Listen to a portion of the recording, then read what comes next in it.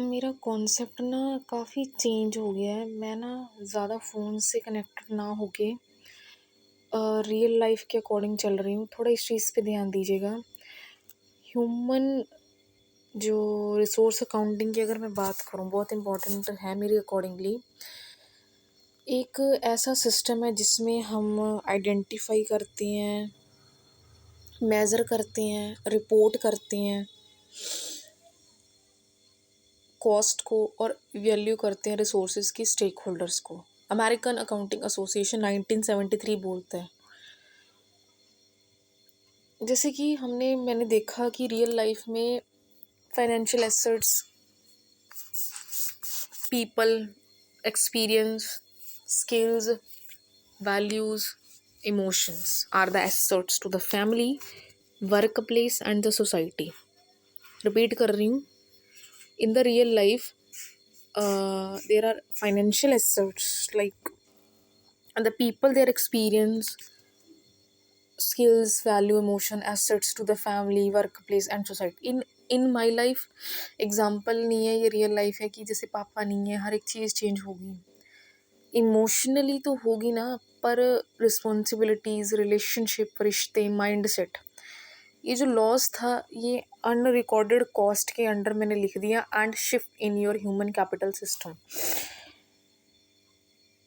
जब हम कोई चीज़ रिकॉर्ड कर देते हैं कि ये कॉस्ट है, कभी कवर नहीं हो सकती, लॉस है ये एक तरह से मेरी ज़िंदगी का, तो इस तरीके से ह्यूमन रिसोर्स को समझा जाता है कि मेरा जो दुख है ये कभी भी मेरी ज़िंदगी, मतलब इसको अड नहीं कर सकते। Not separate from your value, they are unseen assets. ये एसेट में नहीं गिनेंगे हम, ये तो दुख है जो हम नहीं देख सकते, कोई नहीं देख सकता। आगे इसका पर्पस क्या है कि reorganising inner and outer worth. HRA was introduced to reorganize the real worth of the people, not just the labor, but as the contributors of the knowledge, energy and the growth. HRA को introduce किया गया था real worth of the people से, ना कि labour, बल्कि knowledge, energy और growth से।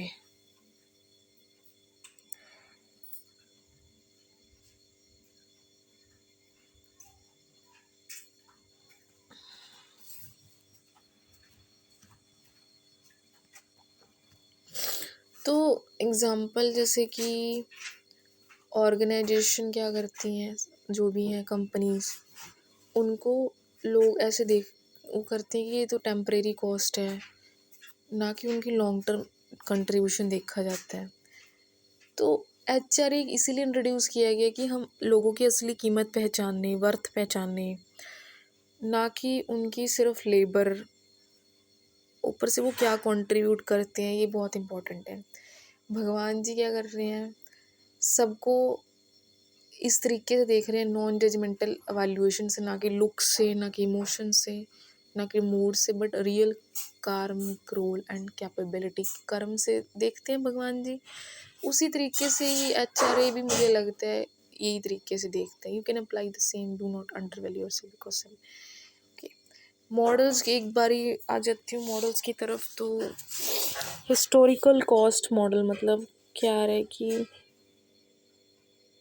इसमें बताया गया कि cost of acquiring and developing an employ, जिसमें जब हमें एम्प्लॉयज़ के ऊपर खर्चा करना पड़ता है, लाइक एक्वायरिंग, अच्छे एम्प्लॉय ढूंढ के लाना, डेवलप करना, रिक्रूटमेंट उनकी सबसे पहले, फिर एक्विजिशन लेना, ट्रेनिंग देना, डेवलपमेंट करना, ये अमोर्टाइज्ड होती हैं over the expected service period में।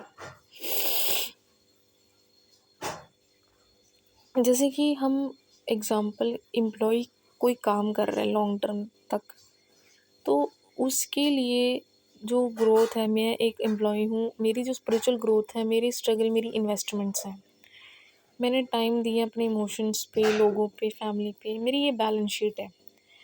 पर जब कभी क्या होता है, कई बार कोई छोड़ के चला जाता है, अमोर्टाइज हो जाता है, मर जाता है जैसे कि, तो उसकी जो टीचिंग्स, वैल्यूज़, कार्मिक रूप ये इन्फ्लुएंस करते हैं।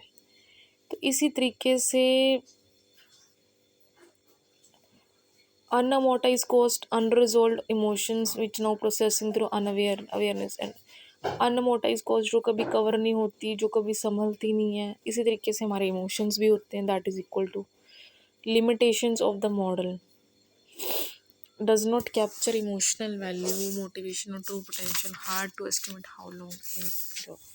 इसमें बताया गया है कि कभी भी एम्प्लॉयज़ की वैल्यू नहीं देखी जाती, एग्रीगेट वैल्यू नहीं देखी जाती, उनकी सिर्फ एक्विजिशन कॉस्ट को देखा जाता है। बुक के अंदर ये लिखा है उसी तरीके से hard to estimate how long someone will stay, difficult होता है किसी को बताना कि कितने टाइम तक वो रहेगा, एस्टिमेट लगाना। पीपल मशीन्स नहीं है, ठीक है। इनर बॉन्ड जो है, अवेयरनेस बहुत इंपॉर्टेंट है and starting to value the people beyond the rules, beyond what world sees. एक चीज़ इंपॉर्टेंट मेंशन करूँगी, टाइम 4:09 हो रहे हैं। किसी को कोई फ़र्क नहीं पड़ता आप किस सिचुएशन में हो, ये सिचुएशन हम किसी और पे भी अप्लाई करेंगे, ये सर्कल चलता रहेगा, सिर्फ कर्म डिपेंड होंगे और कुछ नहीं, बस। Need for human resource accounting, see people as real assets. ज़रूरत क्यों है? क्योंकि यहाँ पे यूटिलाइजेशन की बात की जा रही है, जो मैंने पहले बता दिया। उनको ट्रेनिंग देना, return on investment, return on knowledge, मतलब मैंने कितना टाइम दिया और वो चीज़ कैसे मेरे पास वापस आई है। जैसे कंपनी डिसाइड करती है कहाँ पे इन्वेस्ट करना है, ताकि अपनी सारी एनर्जी वहाँ पे लगा दें, वो हमारी अकाउंटिंग ही होती है। एग्ज़ाम्पल है जो HRA यूज़ करते हैं, जैसे कि इन्फोसिस, भारत हैवी लिमिटेड हो गया, steel authority of limited, minerals and metal trading corporation of India, southern petrochemical industry corporation of India, associated cement company. हर एक कंपनी ह्यूमन वैल्यू तो देखती है पर इग्नोर हो नहीं कर सकती। उन्होंने खुद के लिए क्या किया है, ह्यूमन वर्थ को पहचानने के लिए मशीन के अलावा भी देखा है। तो इसलिए खुद की वेल्थ पहचानना, वर्थ पहचानना ज़रूरी है।